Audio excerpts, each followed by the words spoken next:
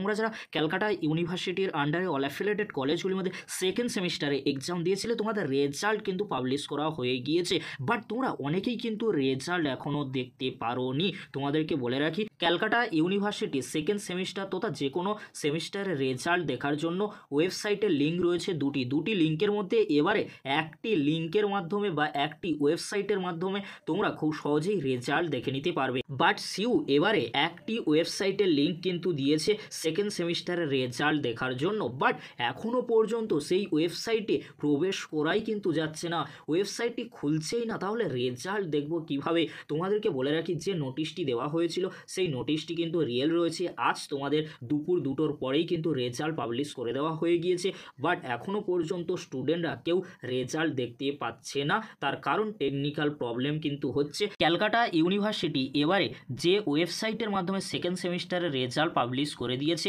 সেখানে কিন্তু এখন কেউ রেজাল্ট কিন্তু দেখতে পাচ্ছে না। সেই জন্য স্টুডেন্টদের মনে কোশ্চেন জাগছে যে আজকের কি সত্যি রেজাল্ট পাবলিশ করা হয়েছে? তোমাদেরকে বলে রাখি, রেজাল্ট পাবলিশ করে দেওয়া হয়ে গিয়েছে। যে ওয়েবসাইটটি ক্যালকাটা ইউনিভার্সিটি সেকেন্ড সেমিস্টারে রেজাল্ট পাবলিশ করে দিয়েছে, এই ওয়েবসাইটে টেকনিক্যাল প্রবলেম কিন্তু হচ্ছে, বাট এবারেও সেই সমস্যা কিন্তু দেখা গেল।